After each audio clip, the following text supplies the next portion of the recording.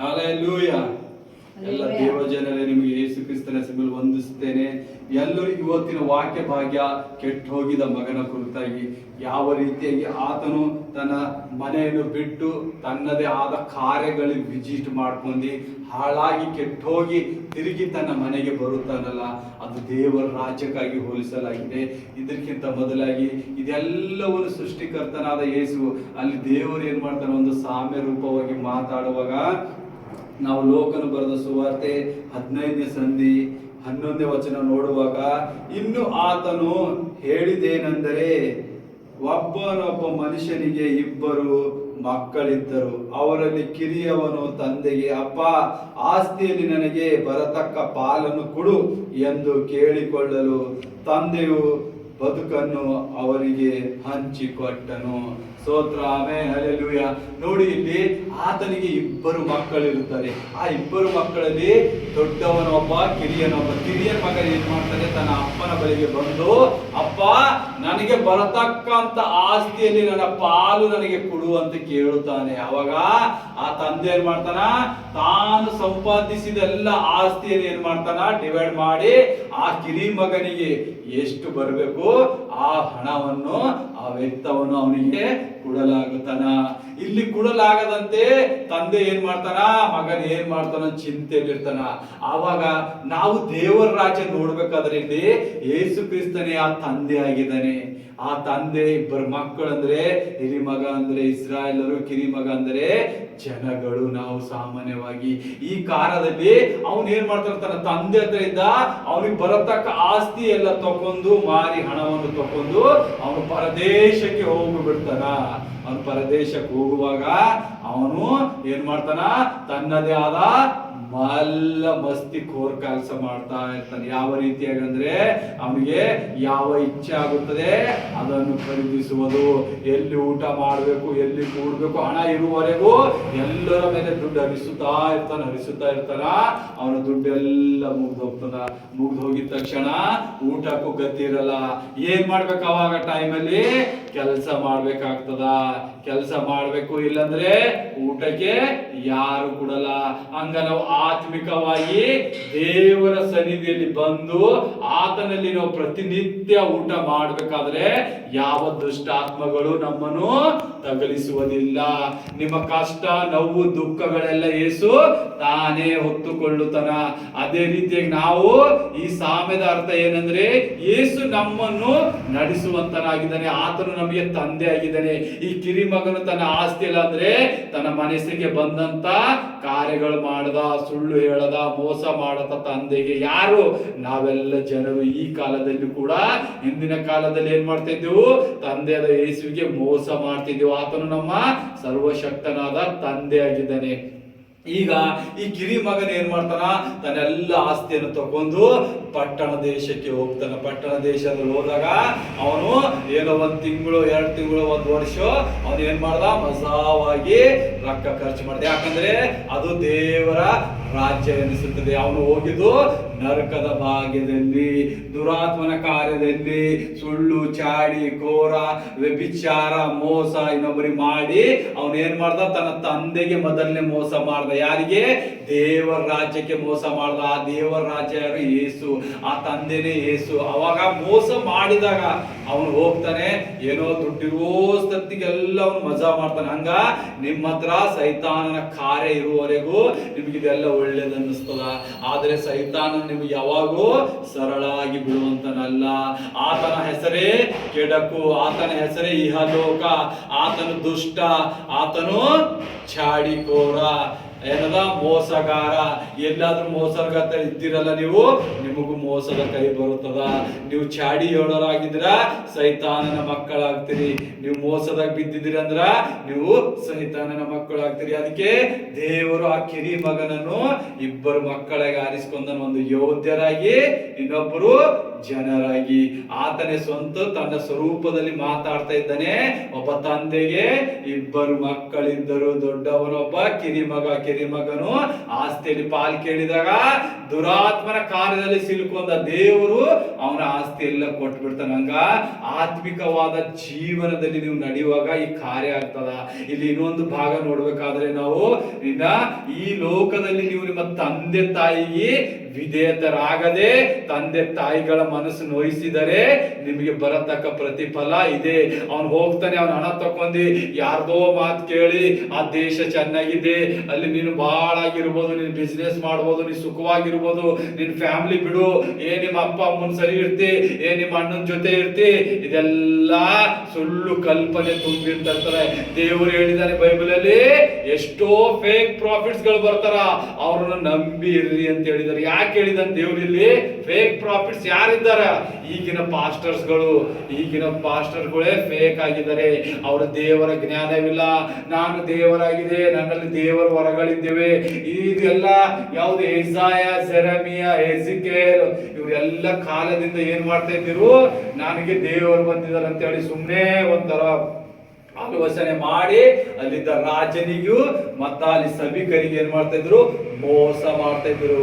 ಅದೇ ಸಮಯ ಇಲ್ಲೂ ಅದೇ ನಡೀತಾ ಇರ್ತದೆ. ಯಾರಿಗೆ ನಿಜವಾದ ಸಾಮರ್ಥ್ಯ ಗೊತ್ತಿಲ್ಲ, ದೇವರ ಮಹಿಮೆ ಗೊತ್ತಿಲ್ಲ, ಯಾವ ಮನೆ ಕೂಡಿಸ್ಬೇಕು, ಯಾವ ಮನೆ ಉಳಿಸ್ಬೇಕು ಎಂಬುದು ಗೊತ್ತಿಲ್ಲ. ತನ್ನ ರಾಜ್ಯ ನಡೆದ್ರು ಸಾಕು, ನಾನ್ ಮಾಡಿದ ರಾಜ್ಯ ನಡೆದ್ರು ಸಾಕು, ನಾ ತೆಗೆದಿದ್ದ ಚರ್ಚ್ ನಡೆದ್ರು ಸಾಕು, ಲೋಕ ಎಲ್ಲಾಕ್ ಹೋಗಲ್ಯಾಕ, ನನ್ನ ನಂಬಿ ಬಂದಂತ ಭಕ್ತರು ಎಲ್ಲಾಕ್ ಹೋಗಲ್ಯಾಕ, ಆದ್ರ ನನ್ ಕಾರ್ಯ ನಡಿಬೇಕು. ಆ ಮನೆಯಲ್ಲಿ ಯಾವ ಸಮಸ್ಯೆ ಐತೆ ಅವ್ರ ಬಗೆಹರಿಸಕ್ ಬಂದು ಕೆಡಿಸುವಂತ ಪಾಸ್ಟರ್ಗಳಾಗಿದ್ದಾರೆ ಈ ಲೋಕದಲ್ಲಿ. ಅದಕ್ಕಾಗಿ ಈ ಲೋಕದ ಸಮಸ್ತ ಕಡೆಗೆ ಎಲ್ಲರೂ ಕೆಟ್ಟು ಹೋಗಿದ ಮಗನಂತೆ ಎಲ್ಲರ ಮನೆಯಲ್ಲಿ ಇದು ನಡೆಯುತ್ತಾ ಇದೆ. ಯಾಕಂದ್ರೆ ದುಷ್ಟಾತ್ಮನು ಹಂತ ಹಂತವಾಗಿ ಕಾರ್ಯ ಮಾಡುತ್ತಾ ಇದೆ. ಅದಕ್ಕಾಗಿ ನಾವು ಆತನಲ್ಲಿ ನಾವು ನೆಲೆಗೊಳ್ಳಿರ್ಬೇಕಾದ್ರೆ ಆತನ ಮಾರ್ಗದಲ್ಲಿ, ಆತನ ಪವಿತ್ರಾತ್ಮದಲ್ಲಿ, ಆತನ ವರಗಳಲ್ಲಿ, ಆತನ ಫಲಗಳಲ್ಲಿ ನಾವು ಯಾವಾಗ ಕಾಲಿಡ್ತೇವಲ್ಲ, ಈ ಕಿರಿ ಮಗನಂತೆ ನಾವು ಲೋಕ ಬಿಟ್ಟು ತಂದೆ ತಾಯಿ ಆಸ್ತಿ ತಗೊಂಡು ಎಲ್ಲೋ ಹೋಗಿ ಮಾರಲ್ಪಟ್ಟಿ ನಾವು ದುರಾತ್ಮನಿಗೆ ಆಲೋಚನೆ ಆಗ್ಬಾರ್ದು. ಇಲ್ಲಿ ಹಳೆಯವಣಿಕೆ ಹೇಳ್ತದೆ, ಎಲ್ಲಿ ಜ್ಞಾನೋಕ್ತಿಯಲ್ಲಿ ಹೇಳ್ತದೆ, ನೀನು ನಿನ್ನ ತಂದೆ ತಾಯಿಯನ್ನು ಸನ್ಮಾನಿಸದೆ ಹೋದರೆ ಮಧ್ಯ ಅಂಧರಾತ್ರಕಾರಿಯಲ್ಲಿ ಆರಿ ಹೋಗುವುದು. ಇದರ ಮಾತಿನ ಅರ್ಥ, ದೇವರು ಎಂತ ವಿಶೇಷವಾಗಿ ತನ್ನ ತಂದೆ ತಾಯಿಯನ್ನು ಸನ್ಮಾನಿಸದ ಹೋದರೆ ಮಧ್ಯರಾತ್ರಿ ಅಂಧಕಾರದಲ್ಲಿ ಮರಣ ಬರ್ತದ ಅಂತ ಹೇಳ್ತಾ ಇದ್ದಾರೆ. ಯಾವ ಮರಣ? ನೀನು ಇವತ್ತೇ ಸಾಯೋದಿಲ್ಲ. ನಿನಗೆ ತಂದೆ ತಾಯಿಯ ಶಾಪ ತೆಗೆದಾಗ ದೇವರನ್ನು ನೀನು ವಿರೋಧಿಸ್ತಾ ಇದ್ದಿ. ತಂದೆ ತಾಯಿಗಳನ್ನು ತುಂಬಾ ದೊಡ್ಡಾದ ಸ್ಥಾನದಲ್ಲಿಟ್ಟಿದ್ದಾರೆ. ನೋಡಿ, ಇಲ್ಲಿ ಸ್ಯಾಮ್ಸನ್ ಏನ್ ಮಾಡ್ತಾನ, ಅವನು ಪವಿತ್ರಾತ್ಮನಿಂದ ಜನಿಸಿದವನು ಇರ್ತಾನ ಅವ್ರ ತಂದೆ ತಾಯಿಗೆ. ಆದ್ರೆ ಅವನು ಏನ್ ಮಾಡ್ತಾನ, ಅವ್ರ ಬ್ಯಾಡಂದ ದೇಶದಲ್ಲಿ ಪ್ರೀತಿ ಮಾಡ್ತಾನ. ಆ ಪ್ರೀತಿ ಮಾಡಿದಾಗ ಅವನು ಆ ಮಮತೆ ಕಳಕೊಂಡಿ ಆ ಪ್ರೀತಿಯಕ್ಕಾಗಿ ದೇವರ ರಾಜ್ಯದಲ್ಲಿ ಕೆಟ್ಟವನಾದ, ಅವನಲ್ಲಿ ಸಾಯಲ್ಪಟ್ಟ. ಯಾಕೆ? ಪ್ರೀತಿ ಮಾಡಿ. ದೇವರು ಪ್ರೀತಿ ಮಾಡಂದಿದ್ದಾರೆ, ಆದ್ರೆ ಪ್ರೀತಿಯನ್ನು ದುರುಪಯೋಗಿಸ ಮಾಡಬಾರ್ದು. ತಿಳ್ಕೋಬೇಕು, ದೇವರೇ ನನಗಿದು ಯಾರು ಆಲೋಚನೆ ಕೊಡ್ತಿ, ನಾನು ತಪ್ಪು ಮಾಡ್ತಿದ್ದೆ, ಕಾರ್ಯ ಮಾಡ್ತೇನೆ, ನನ್ನ ತಂದೆ ತಾಯಿಗೆ, ನನ್ನ ಸಹೋದರಿಗೆ ನಾನು ವಿಧೇಯನಾಗಿದ್ದೇನಾ, ನನ್ನ ಕಣ್ಣುಗಳು ಎಲ್ಲಿ ಕಟ್ಟಿದಾವೆ ಸಪ, ಆ ಕಣ್ಣುಗಳು ತೆರಿ ಅಂತೇಳಿ ನೀನು ಪ್ರಾರ್ಥಿಸಬೇಕು. ಅವಾಗ ದೇವರು ನಿನ್ನ ಮಹಿಮೆ ಆಗ್ತಾನ. ನೀನು ಸಾಮ್ಸನಂಗ ನಿನ್ನ ಬಲವಾದ ಶಕ್ತಿ ಕೊಟ್ಟ ದೇವರು. ಸಾಮ್ಸನ್ ಏನ್ ಮಾಡ್ತಾನ, ಸಿಂಹಗಳ ಬಾಯಿ ಹರಿಯುವಂತನಾಗಿದ್ದೀನ. ಮತ್ತೆ ಏನು ಅದು 300,000 ಜನಕ ಜಬಡ ತಕೊಂಡು ಹೊಡೆದು ಕೊಲೆ ಆಗ್ತಾರೆ. ಅಂತ ದೊಡ್ಡ ಯುದ್ಧ ಏನಾಗ್ತಾನ, ಒಂದು ಸ್ತ್ರೀಯಲ್ಲಿ ಬಿದ್ದು ಮೋಸ ಹೋಗಿ ತನ್ನ ಅಭಿಷೇಕವನ್ನು ಕಳ್ಕೊಳ್ತಾನ. ಮತ್ತಿಲ್ಲಿ ನಾವು ಇದೇ ಮುಖವಾಗಿ ಇನ್ನೊಂದು ನೋಡ್ತೇವೆ. ಇಲ್ಲಿ ಇಸಾಕನ ಮಕ್ಕಳು ಯಾಕೋಬ ಮತ್ತು ಏಸವ, ಇವರಿಬ್ಬರು ಅಣ್ಣ ತಮ್ಮರು ಜೋಡಿಯಾಗಿ ಹುಟ್ಟಿದವರು ಇರ್ತಾರೆ. ಆದ್ರೆ ಒಬ್ಬನು ದೇವರ ಮಾರ್ಗದಲ್ಲಿ ನಡೀತಾನೆ, ಇನ್ನೊಬ್ಬನು ದುರಾತ್ಮನ ಮಾರ್ಗದಲ್ಲಿ ನಡೀತಾನೆ. ಈ ದುರಾತ್ಮನ ಮಾರ್ಗದಲ್ಲಿ ನಡೀತಾನೆ ಯಾರು? ಅವ್ರ ಅಣ್ಣ ಆದ ಪೈಲೆ ಮಗ ಏಸವ. ಎರಡನೇ ಮಗ ಏನ್ ಮಾಡ್ತಾನ, ದೇವರ ರಾಜ್ಯದಲ್ಲಿ ಕಟ್ಟಿ ದೊಡ್ಡ ಹೆಸರಾಗಿ ಮಾರ್ಪಡ್ದ. ಏನ್ ಮಾಡ್ದ ಏಸವ? ತನ್ನ ತಂದೆ ತಾಯಿಗಳ ವಿಧವತೆ ಮೀರಿದ, ತಂದೆ ತಾಯಿಗೆ ಇಷ್ಟ ಇಲ್ಲದ ಹೆಣ್ಮಕ್ಕಳನ್ನು ಮದುವೆ ಮಾಡ್ಕೊಂಡ. ದೇವರ ಯಜ್ಞಕ್ಕೆ ಮೀರಿ ಐಗುಪ್ತಕ್ಕೆ ಹೋಗಿ ಅಲ್ಲಿಂದ ಸ್ತ್ರೀಯರ ಜೊತೆ ಮದುವೆ ಆಗಿ ಅಲ್ಲಿಂದ ಕನ್ಯಕರ ಜೊತೆ ಮದುವೆ ಆಗಿ ತಂದಿದಾಗ ತಂದೆ ತಾಯಿ ಅವರನ್ನು ತಿರಸ್ಕರಿಸಿದರು. ಸತ್ಯವೇದದಲ್ಲಿ ಬರೆದಿದೆ. ಯಾವಾಗ ನಿನ್ನ ತಂದೆ ತಾಯಿಯ ಮನಸ್ಸನ್ನು ನೀನು ನೋಯಿಸ್ತೀಯಲ್ಲ, ತಂದೆ ಆದ ಯೇಸುವಿನ ಮನಸ್ಸು ನೋಯಿಸಿದಂಗ. ನೀನು ಸೃಷ್ಟಿಯಲ್ಲಿ ಎಷ್ಟೇ ಗಳಿಸ್ಬೋದು, ನೀನು ಕಾರ್ ಬಂಗ್ಲೆ ಗಳಿಸ್ಬೋದು, ನೀನು 10 ಮಕ್ಕಳು ಮಾಡ್ಬೋದು, 10 ಮದುವೆ ಮಾಡ್ಕೋಬಹುದು. ಆದ್ರ ನಿನ್ನ ತಂದೆ ತಾಯಿಗೆ ನಿನ್ನ ಸಹೋದರನ್ನು ನಿನ್ನ ಸನ್ಮಾನಿಸದ ಹೋದರೆ ನಿನಗೆ ಈ ಲೋಕದಲ್ಲಿ ಉನ್ನತಿ ಇರಲ್ಲ. ನೀನೇನೋ ಒಂದು ಕಾರಣದ ಉನ್ನತಿನೂ ನೀ ಗಳಿಸ್ಬೋದೇನೋ, ಆದ್ರೆ ನಿನಗೆ ಸುಖ, ಶಾಂತಿ, ನೆಮ್ಮದಿ ಎಂದಿಗೂ ಸಿಗಲ್ಲ. ಯಾಕ? ನೀನು ದೇವರ ವಿರೋಧವಾಗಿ ನಡೀತಾ ಇದ್ದಿ, ದೇವರ ಭಯವು ಕಳ್ಕೊಂಡಿದ್ದಿ ನೀನು. ಅದಕ್ಕಾಗಿ ಏಸಾವನು ಏನ್ ಮಾಡ್ತಾನ, ಐಗುಪ್ತ ಸ್ತ್ರೀಯರತೆ ಮದುವೆ ಮಾಡ್ಕೊಂಡು ಇಲ್ಲಿ ಇಸಾಕು ಮತ್ತೆ ರೆಬೆಕ್ಕಳಿಗೆ ಆ ವಿಧಿಯತನಾಗ್ತಾನ. ಆದ್ರೆ ಯಾಕೋಬನು ತನ್ನ ತಾಯಿಯ ಮೊಳಲಲ್ಲಿ ಮಾತು ಕೇಳಿ ತನ್ನ ಅಣ್ಣನಾದ ಲಾಬಾನನ ಮನೆಗೆ ಹೋಗಿ ಅಲ್ಲಿ ಏನ್ ಮಾಡ್ತಾನ, ವಾಸ ಮಾಡಿ ತನ್ನದೇ ಆದ ಜೀವನ ಸಂಭ್ರಮಿಸ್ತಾನೆ. ಆದರೆ ಆ ಎಲ್ಲದರಲ್ಲಿ ಯೇಸು ಅವನನ್ನು ಉನ್ನತ ಮಾಡ್ತಾನೆ. ಯಾಕಂದ್ರೆ ಅವನಿಗೆ ಅಭಿಷೇಕ ಬರುತ್ತದೆ. ತನ್ನ ತಂದೆ ಕೊಟ್ಟಿದ ಅಭಿಷೇಕ ಏಸಾವನಿಗೆ ಸಿಗಲ್ಲ. ದೇವರು ಯಾಕೆ ಇವನು ಪಾಪ ಮಾಡಿದನೆ, ನನ್ನ ಮಾತು ಮೀರಿ ನಾನು ಹೇಳಲಾರದಂತೆ ತನ್ನನ್ನು ತಾನೇ ಪ್ರೀತಿ ಮಾಡಿ ತನ್ನ ತಾನೇ ವ್ಯಭಿಚಾರಕ್ಕೆ ಹೋಗಿ ಈಗ ಬಂದ್ಬಿಟ್ಟು ನನ್ನ ಅಧಿಕಾರ ಕೊಡಂದ್ರೆ ದೇವರು ಕೊಡುವಂತವನಲ್ಲ. ನೀನು ಎಷ್ಟೇ ಪ್ರಾರ್ಥನೆ ಮಾಡು, ನೀ ಎಷ್ಟೇ ಉಪವಾಸ ಮಾಡು, ನೀನು ದೇವರ ಸಮ್ಮುಖದಲ್ಲಿ ಹೋಗಿ ನೀನು ಪಶ್ಚಾತ್ತಾಪ ಪಟ್ಟು ಆತನ ಅಂಗೀಕರಿಸಿ ನಿನ್ನ ತಂದೆ ತಾಯಿ, ನಿನ್ನ ಅಣ್ಣ ತಮ್ಮ, ನಿನ್ನ ಬಂಧು ಬಳಗವನ್ನು ನೀನು ಎಲ್ಲಿವರೆಗೆ ಸಮೃದ್ಧಿಯಾಗಿ ನೀನು ನೋಡುವುದಿಲ್ಲ, ಅಲ್ಲಿವರೆಗೆ ನಿನಗೆ ಈ ಲೋಕದಲ್ಲಿ ನಿನಗೆ ಒಳ್ಳೆ ಫಲ ಸಿಗುವುದಿಲ್ಲ. ಈಗ ಯಾಕೋಬನನ್ನು ಯಾವ ರೀತಿಯಾಗಿ ದೇವರು ಆಶೀರ್ವಾದ ಮಾಡ್ದ, ಅವನಿಗೆ ಮಕ್ಕಳಾದ್ರು ಮೊಮ್ಮಕ್ಕಳು, ಆತನಿಂದ ಇಡೀ 12 ಕುಲಗಳು, ಟ್ರೈಬ್ಸ್ಗಳು ಓಪನ್ ಮಾಡಿ ದೇವರು ಮಾಡಿದ. ಆ ಜನಾಂಗವೇ ಈ ಲೋಕವೆಲ್ಲ ಸೃಷ್ಟಿಗೆ ಯಜಮಾನಾಗಿ ಇಸ್ರಾಯೇಲರ ಒಂದು ಬಲವಾದ ಕಟ್ಟಡವಾಯಿತು.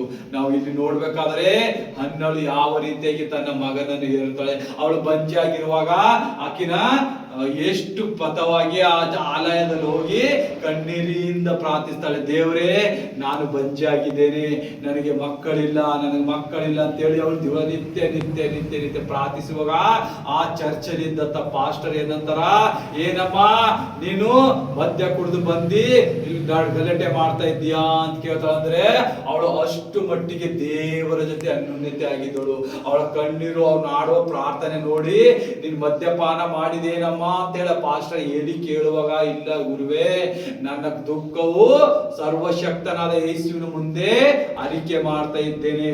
ಆಗ ಹೇಳಿ ಅಂತಾನ, ನೀನು ಅರಿಕೆ ಮಾಡ್ಕೊಂಡಿದ್ದ ಕೂಗು ಕೇಳುವಂತನಾಗಿದ್ದಾನೆ. ಆ ತಾಯಿ ಏನ್ ಮಾಡ್ತಾಳ ಅಂದಳು, ಆ ಮಗುವಿಗೆ ನನಗೆ ನೀನು ಮಗು ಕೊಟ್ರೆ ದೇವ್ರೆ ನಿನ್ನ ಸನ್ನಿಧಿಗೆ ಸೇರುತ್ತೇನೆ. ಯಾವಾಗ ನೋಡು ಆ ತಾಯಿ ಮಕ್ಕಳ ಕಳೆದಾಗ ಎಷ್ಟು ತವಕ ಪಡ್ತಾ ಇದ್ದಾಳೆ. ಆ ಮಗು ಅವಳು ಗರ್ಭಿಣಿಯಾಗಿ ಮಗೆ ಏರುವಾಗ ಆ ಮಗುವಿಗೆ ಹಾಲು ಕುಡಿಯೋ ದಿವಸ ತನ್ನ ಮನೆಯಲ್ಲಿ ಇಟ್ಕೊಟ್ಟಳು. ಆಮೇಲೆ ದೇವರ ಸನ್ನಿಧಿಗೆ ಬಂದ. ಇವಾಗ ಆ ತಾಯಿ ಮಾಡಿದ ತ್ಯಾಗ, ಆ ತಾಯಿ ಪ್ರಾರ್ಥಿಸಿದ, ಆ ತಾಯಿ ವಿಜ್ಞಾಪನೆ ದೇವರು ಕೇಳ್ದ.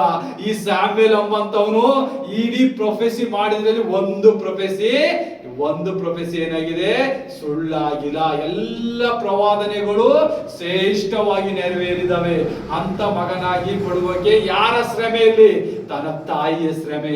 ಆ ತಾಯಿ ಅರಿಕೆ ಮಾಡಿ, ವಿಜ್ಞಾಪನೆ ಮಾಡಿ, ಕಣ್ಣೀರಿನಿಂದ ಪ್ರಾರ್ಥಿಸಿ ಆ ಮಗನನ್ನು ಪಡೆದು ಒಳ್ಳೆ ಮಾರ್ಗಕ್ಕಾಗಿ ಇಟ್ಟಿದ್ದಳು.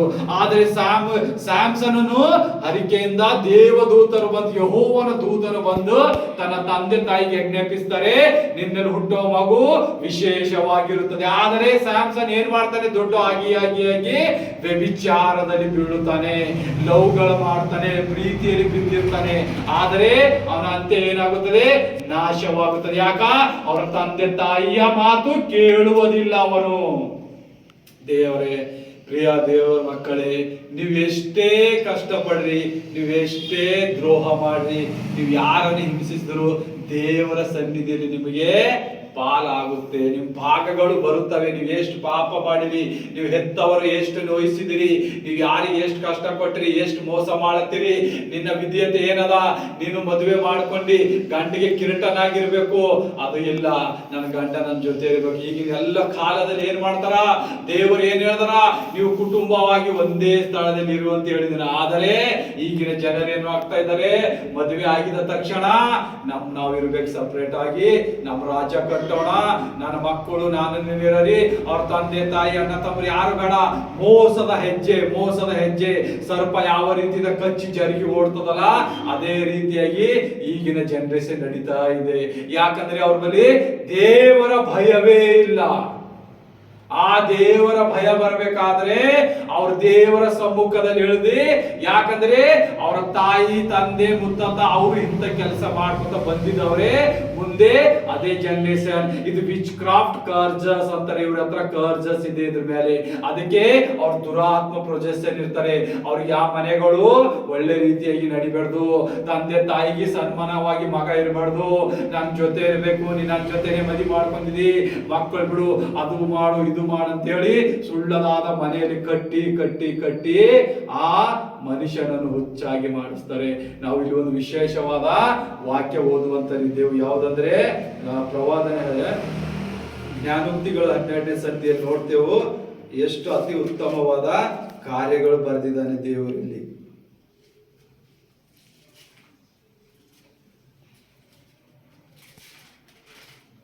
ಜ್ಞಾನೋಕ್ತಿ 12ನೇ ಸಂಧಿ 4ನೇ ವಚನ.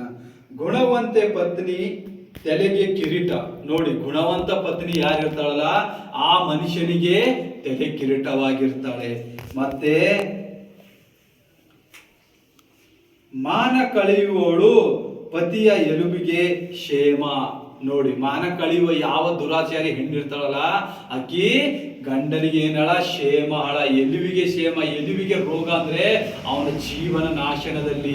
ಅದಕ್ಕೆ ಮದುವೆ ಮಾಡೋಕ್ಕಿಂತ ಮೊದಲು ತನ್ನ ತಂದೆ ತಾಯಿಯ ಸನ್ಮಾನ ಕೇಳಿ ಅವರ ಆಶೀರ್ವಾದ ತಕೊಂಡು ದೇವರ ಮಹಿಮೆ ಪಡಬೇಕು.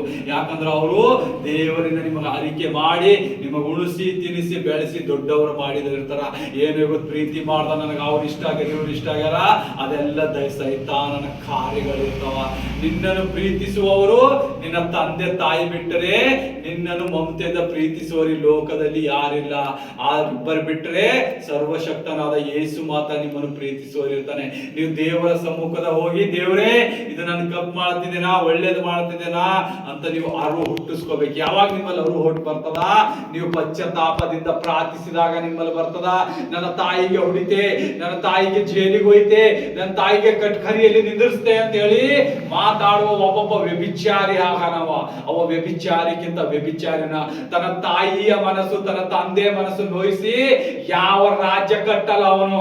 ಅವನ ಇಲ್ಲೇ ಲೋಕದಲ್ಲಿ ಇಲ್ಲೇ ಪಾತಾಳದಲ್ಲಿ ಬಿದ್ದು ಹೋಗುತ್ತಾನ, ಇಲ್ಲೇ ನರಕ ಅನುಭವಿಸ್ತಾನ, ಊಟ ಗತಿ ಇರಲ್ಲ. ಅಂತದ್ದು ದೇವರು ಅವನ ಮೇಲೆ ದಂಡನೆ ತರುವಂತನಾಗಿದ್ದಾನೆ.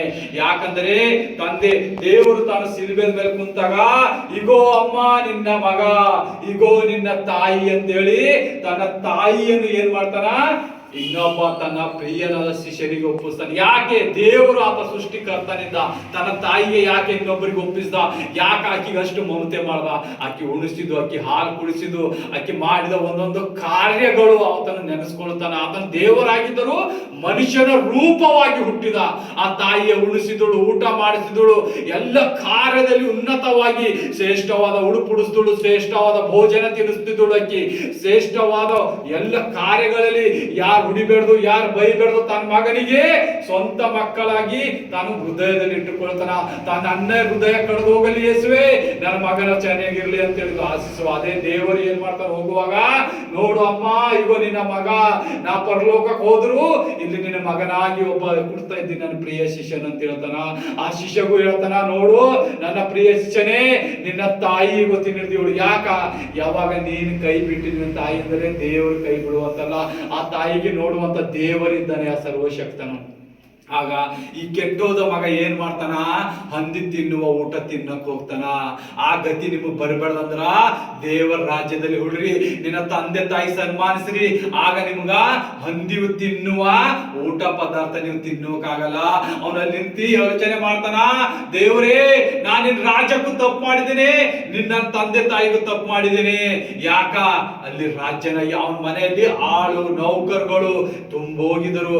ಕಾಲಿಗೊಬ್ರು ಕೈಗೊಬ್ಬರು ಊಟ ಮಾಡಿಸೋರು ಒಬ್ಬರು ಅಂತ ಸುಖವನ್ನು ಅನುಭವಿಸುವಂತವನು ಹಂದಿಯ ಊಟ ತಿನ್ನುತ್ತಿದ್ದಾನೆ. ಇವಾಗ ಹಂದಿಯ ಊಟ ತಿನ್ನುವಾಗ ಅವನ ಮನೆ ಜ್ಞಾಪಕ ಬರ್ತದ.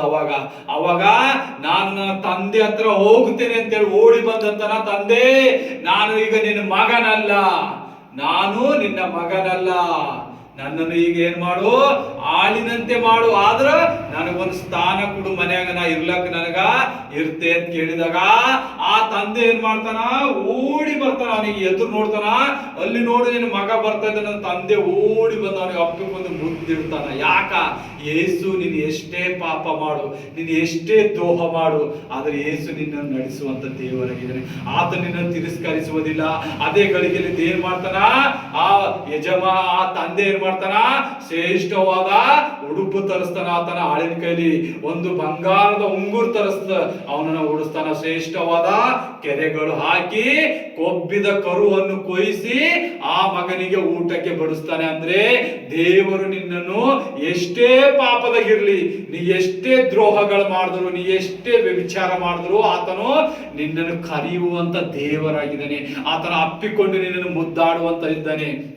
ಅಲ್ಲಿ ನೋಡ್ತೇವೆ, ಆತನ ಮೊದಲನೇ ಮಗ ಬರ್ತಾನೆ. ಏನು ಅವತಾರ ನಡೆದ ಮನೆಯಲ್ಲಿ ಅಂತ ಆಳುಗಳಿಗೆ ಕೇಳಿದಾಗ, ನಿನ್ನ ತಮ್ಮನು ಬದುಕಿ ಬಂದಿದ್ದಾನೆ. ನೋಡಿ, ಯಾವಾಗ ನೀವು ದೇವರ ರಾಜ್ಯಕ್ಕೆ ಸೇರ್ತಿರಲ್ಲ, ದೇವರೇನಂತಾರ? ಬದುಕಿ ಬಂದಿದ್ದಾನೆ, ಪುನರುತ್ಥಾನ ಆಗಿದೆ ಅವನಿಗೆ. ಯಾಕಂದ್ರ ನೀವು ಪಾಪದಿಂದ ಹೊರಗೆ ಬಂದಿದ್ದೀರಿ. ನೀವು ಯಾವಾಗ ಪಾಪ ನಿಮಗೆ ಅರಿಕೆ ಆಗ್ತದ ಅವಾಗ ಮಾತ್ರ ನೀವು ಹೊರಗೆ ಬರುವಂತ ದೇವರಾಗಿದ್ದೀ. ಆದ್ರೆ ಅವ್ರ ಅಣ್ಣ ಅಂತಾರ, ಏನಪ್ಪ ನಾನ್ ನಿನ್ ಜೊತೆ ಇದ್ದೆ, ನಿನಗೆ ಹೊಲದಲ್ಲಿ ಸಹಾಯ ಮಾಡಿದೆ, ನಾನ್ ನಿನ್ ಜೊತೆ ಬಿಟ್ಟು ಎಂದು ಹೋಗಿಲ್ಲ. ಆದ್ರೂ ಇವನು ಸೂಳ್ಯರ ಹತ್ರ ಹೋಗಿ ತನ್ನ ದುಡ್ಡೆಲ್ಲ ಖರ್ಚು ಮಾಡಿ ನಿನ್ನ ಹತ್ರ ಮತ್ತೆ ತಿರುಗಿ ಬಂದು ನೀ ಅವನಿಗೆ ಚೀರ್ತಿ ಮಾಡ್ತಾ ಇದ್ದಂದ್ರೆ ಅಂತಾನ ಮಗ. ಅವ್ರಪ್ಪ ಅಂತಾನ, ಮಗ ಅವನು ಜೀವಿತವಾಗಿ ಬಂದಿದೆ, ದೊಡ್ಡದ ಮಗ, ನಿನಗಿದ್ದ ಪಾಲ್ ನಿನಗೆ ಕೊಟ್ಟಿದೆಯಲ್ಲ. ಅಂದ್ರೆ ಇಲ್ಲಿ ದೊಡ್ಡ ಮಗ ಏನಂತ ಇದ್ದಾನೆ? ಅವನನ್ನು ದ್ವೇಷಿಸ್ತಾ ಇದ್ದಾನೆ. ಯಾಕ? ನಾನು ದೇವರ ಸನ್ನಿಧಿಯಾಗಿದ್ರು ನಾನು ಇನ್ನೊಬ್ಬರನ್ನು ಕೆಣಕುತ್ತಾ ಇದ್ದೆ. ಅವನ್ ಪಾಪಿಯನ, ಇವತ್ತು ದ್ರೋಹಿಯನ. ಯಾಕ? ಆಲ್ಮೋಸ್ಟ್ ಅಲ್ಲಿ ನೀನು ಪಾಪಿನೇ ಇದ್ದೀಯ ಅವನ ಜೊತೆ. ಆಗ ಅವನಂತನ, ಪಾಪಿಯನ, ದ್ರೋಹಿಯನ, ಮೋಸಗಾರನ, ನೀನು ದುಡ್ಡು ಹಾಕೊಳ್ಳತಿ ನಿನ್ನ ಮನಸ್ಸಿನಾಗ ಅಷ್ಟೆಲ್ಲ. ಅವ ದೊಡ್ಡ ಮಗನು ಏನು, ಅವನು ಒಳ್ಳೆ ಪರಿಶುದ್ಧತೆ ಇಲ್ಲ, ಅವನು ಅದೇ ಲೆವೆಲ್ ಇರ್ತ. ಆದ್ರೆ ತಂದೆ ಅಂತನ, ನಿನಗಿದ್ದಿದ್ದ ಆಸ್ತಿ ಅದ ಅವನಿಗಿದ್ದಿ, ನನ್ನಲ್ಲಿದ್ದ ಆಸ್ತಿ ಅವನಿಗೆ ಕೊಟ್ಟಿ ಅವನಿಗೆ ನಾನು ಇಟ್ಕೋತೆ. ಯಾಕಂದ್ರೆ ಇವತ್ತ ಪರಲೋಕ ರಾಜ್ಯದಲ್ಲಿ ದೇವರು ನೀನು ಎಷ್ಟೇ ಪಾಪ ಮಾಡು, ಎಷ್ಟೇ ದ್ರೋಹ ಮಾಡು, ಎಷ್ಟೇ ವ್ಯಭಿಚಾರ ಮಾಡು, ಕುಡುಕುತನ ಮಾಡು, ಇನ್ನೊಬ್ರಿಗೆ ಮೋಸ ಮಾಡು, ಇನ್ನೊಬ್ರಿಗೆ ಕೊಲ್ಲುವುದು ಮಾಡು, ಇನ್ನೊಬ್ರಿಗೆ ಚಾಡಿ ಹೇಳು, ಆದ್ರ ಈ ದೇವರ ಸಮ್ಮುಖದಲ್ಲಿ ಬಂದಾಗ ಆತ ನಿನ್ನನ್ನು ಎದುರು ನೋಡಿ ಮುದ್ದಾಡುವಂತ ದೇವರಾಗಿದ್ದಾನೆ, ಅಪ್ಪಿಕೊಳ್ಳುವಂತ ದೇವರಾಗಿದ್ದಾನೆ. ಎಲ್ಲರೂ ದೇವರಿಗೆ ಮಹಿಮೆ ಪಡಿಸ್ರಿ ಆತ ನಾಮದಲ್ಲಿ. ನಾನು ಹೇಳುವುದಷ್ಟೇ ವಾಕ್ಯದಲ್ಲಿ, ನಿಮ್ಮ ತಂದೆ ತಾಯಿಗಳ ಮನಸ್ಸು ನೋಯಿಸಬೇಡ್ರಿ, ನಿಮ್ಮ ಸಹೋದರ ಸಹೋದರಿಯ ಮನಸ್ಸು ನೋಯಿಸಬೇಡ್ರಿ. ನಿಮ್ಮ ಒಳ್ಳೆ ಗುಣಗಳನ್ನು, ಒಳ್ಳೆ ಲಕ್ಷಣಗಳನ್ನು ಪ್ರಾರ್ಥಿಸ್ರಿ.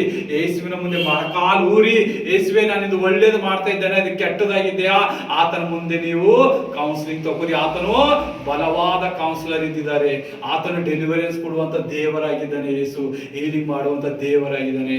ಅದಕ್ಕಾಗಿ ಒಂದನೇ ಹೇಳುತ್ತಾ ಆತನನ್ನು ಹೆಚ್ಚಾಗಿ ಪ್ರಾರ್ಥಿಸಿರಿ, ಹೆಚ್ಚಾಗಿ ಆತನಲ್ಲಿ ಕಳೀರಿ, ಆತನಲ್ಲಿ ಸಮಯ ಕಳೀತಾ ಇರಬೇಕು. ಆಗ ನಿಮ್ಮ ಮಾರ್ಗಗಳು ತೆರಿತಾವ, ನಿಮ್ಮ ದುಃಖ ನೋವುಗಳು ಹಿಂಸೆ ಎಲ್ಲ ಹೋಗ್ತಾವ, ನೀವು ಅದ್ಭುತ ಕಾಣುವರಾಗ್ತೀರಿ. ಆ ಸಮಯದಲ್ಲಿ ನೀವು ಯಾರೇ ಆಗಲಿ, ಇವತ್ತು ನಿಮ್ಮ ತಂದೆ ತಾಯಿ ನೋಯಿಸಿದಾಗ ಕ್ಷಮೆಪಣೆ ಕೇಳಿರಿ, ಯೇಸು ರಾಜ್ಯದಲ್ಲಿ ನೀವು ರಾಜ್ಯವಾಗಿ ಕಟ್ಟಿಕೊಳ್ಳಿರಿ. ಹಾಗಾಗಿ ಎಲ್ಲರಿಗೂ ನೀವು ಒಂದನೇ ಹೇಳ್ತಾ ಆಮೇಲೆ ಪ್ರಾರ್ಥನೆ ಮಾಡೋಣ. ಎಲ್ಲರೂ ಕೈ ಮುಚ್ಕೊಂಡು ಹೇಳ್ರಿ. ಸರ್ವಶಕ್ತನಾದ ಯೇಸುವೆ ತಂದೆ, ನೀನು ಇಬ್ಬರು ಮಕ್ಕಳು ಕೆಟ್ಟೋಗಿದ ಮಗನ ಯಾವ ರೀತಿಯಾಗಿ ನೀನು ಅಪ್ಪಿಕೊಂಡು ಸ್ವಾಮಿ ಅವತರಣ ಮಾಡಿ ಶ್ರೇಷ್ಠವಾದ ಸ್ವಾಮಿ ಉಡುಪನ್ನು ಅವನಿಗೆ ಕೊಟ್ಟಿದ್ದಕ್ಕೆ ಸ್ತೋತ್ರ. ಹೌದು ಏಸಪ್ಪ, ಲೋಕದ ಕಟ್ಟೆ ಕಡೆಯಲ್ಲಿ ಸ್ವಾಮಿ ನಿನ್ನ ಮಾತು ಕೇಳಲಾರದಂತ ಬಹಳಷ್ಟು ಜನಗಳಾಗಿದ್ದಾರೆ ಏಸಪ್ಪ. ಆ ನಿನ್ನ ಮಕ್ಕಳು ನಿನ್ನ ಹೃದಯ ನೋಡಿದೆ ಏಸಪ್ಪ. ನೀ ಮಾಡುವ ತ್ಯಾಗ, ನೀನು ನಮಗಾಗಿ ಕರುವಿನ ಕುರ್ಚಿ ಮೇಲೆ ಪ್ರಾಣ ಕೊಟ್ಟಿ ನಮಗಾಗಿ ರಕ್ಷಿಸಿದ ಯೇಸುವೆ ನಿನಗೆ ಸ್ತೋತ್ರ ಏಸಪ್ಪ. ಈ ಸಭೆ ನಿನ್ನ ಕೈಗೆ ಒಪ್ಪಿಸ್ತೇನೆ ಏಸಪ್ಪ. ಇಲ್ಲಿ ಬಂದಿದ್ದ ಪ್ರತಿ ಒಬ್ಬ ವ್ಯಕ್ತಿಯು ನಿನ್ನ ಕೈಗೆ ಒಪ್ಪಿಸ್ತೇನೆ. ಅವ್ರು ಯಾವ ರೋಗದಲ್ಲಿ, ನನ್ನ ರೋಗದಲ್ಲಿ, ಶಾಪಗಳಲ್ಲಿ, ಕಟ್ಟುಗಳಲ್ಲಿ ಬಂದಿರ್ಬೇಕಪ್ಪ, ಅವೆಲ್ಲ ಬಿಡಿಸಿ ಏಸಪ್ಪ. ಸಾಲ ಇರ್ಬೋದು ಸ್ವಾಮಿ, ಯಾವ ಚಿಂತೆಗಳಿರ್ಬೋದು ಏಸಪ್ಪ, ಅವೆಲ್ಲ ನೀನು ನೀರಿಸುವ ದೇವರಾಗಿದೆ ಏಸಪ್ಪ. ನಿನ್ನ ರಾಜ್ಯದಲ್ಲಿ ಉನ್ನತವಿದೆ ಏಸಪ್ಪ. ನಿನ್ನ ರಾಜ್ಯಕ್ಕಾಗಿ ತವಕಿಸುವ ಈ ಮಕ್ಕಳನ್ನು ನೀನು ಹೆಚ್ಚಾಗಿ ಅಭಿವೃದ್ಧಿ ಎಬ್ಬಿಸೇಸಪ್ಪ. ಹೌದು ಯೇಸುವೆ, ನೀನು ಮಾಡುವ ಕಾರ್ಯಗಳೆಲ್ಲ ಅದ್ಭುತವಾಗಿರುತ್ತೆ ಏಸಪ್ಪ. ನಾವು ಪಾಪಿಗಳು ಏಸಪ್ಪ, ಪಾಪದಿಂದ ಜನಿಸಿದವರು ಏಸಪ್ಪ. ನಮ್ಮಲ್ಲಿ ಮೊರೆ ಹೊಕ್ಕಿ ನಮ್ಮನ್ನು ದಿನನಿತ್ಯ ನೀನು ನೋಡೋಕೆ ಬರುವಂತ ದೇವರಾಗಿದೆ ಏಸಪ್ಪ. ಇವರೆಲ್ಲರೂ ನಿನ್ನ ಕೈಗೊಪ್ಪಿಸಿದೆ ಏಸಪ್ಪ. ಉನ್ನತ ಸ್ಥಿತಿ ಕೊಡು ಸ್ವಾಮಿ. ಅಬ್ರಹಾಂ, ಇಸಾಕ್, ಯಾಕೋಬನನ್ನು ಯಾವ ರೀತಿಯಿಂದ ಪ್ರೀತಿ ಮಾಡಿ ಆಶೀರ್ವಾದ ಮಾಡಿದೆ ಏಸಪ್ಪ. ಈ ಸಭೆಯಲ್ಲಿ ಕೂತಿದ ಪ್ರತಿ ಒಬ್ಬೊಬ್ಬರನ್ನು ಆಶೀರ್ವಾದ ಮಾಡು. ಆನ್ಲೈನ್ ನೋಡುವ ಪ್ರತಿ ಒಬ್ಬೊಬ್ಬ ಮಕ್ಕಳನ್ನು ಮುಟ್ಟಿ ಸ್ವಾಮಿ ಅಭಿವೃದ್ಧಿ ಪಡಿಸಿ ಏಸಪ್ಪ. ಕುಂದು ಕೊರತೆಗಳನ್ನು ನೀಗಿಸುವ ದೇವರೇ ನೀನಾಗಿದೆ ಏಸಪ್ಪ. ಈ ಸಮಯದಲ್ಲಿ ನಾವು ಮಧ್ಯಾಹ್ನ ಫಾಸ್ಟಿಂಗ್ ಪ್ರೇಯರ್ ಮಾಡುವಾಗ ಪ್ರತಿ ಒಬ್ಬೊಬ್ಬರ ಮಕ್ಕಳು ಹೀಲ್ ಆಗಲಿ ಏಸಪ್ಪ, ಡೆಲಿವರೆನ್ಸ್ ಪಡಲಿ, ನಿನ್ನಲ್ಲಿ ನಂಬಿಕಸ್ಥರಾಗಿ ಫೇತ್ಫುಲ್ ಆಗಿ ನಡೀಲಿ ಏಸಪ್ಪ. ಹೌದು ಯೇಸುವೆ, ತಂದೆ ತಾಯಿಗಳನ್ನು ಸನ್ಮಾನಿಸುವ ಮಕ್ಕಳನ್ನು ಎಬ್ಬಿಸಿ ಏಸಪ್ಪ. ಅವರನ್ನು ಕಾಯುವಂತೆ ನೋಡು ಏಸಪ್ಪ.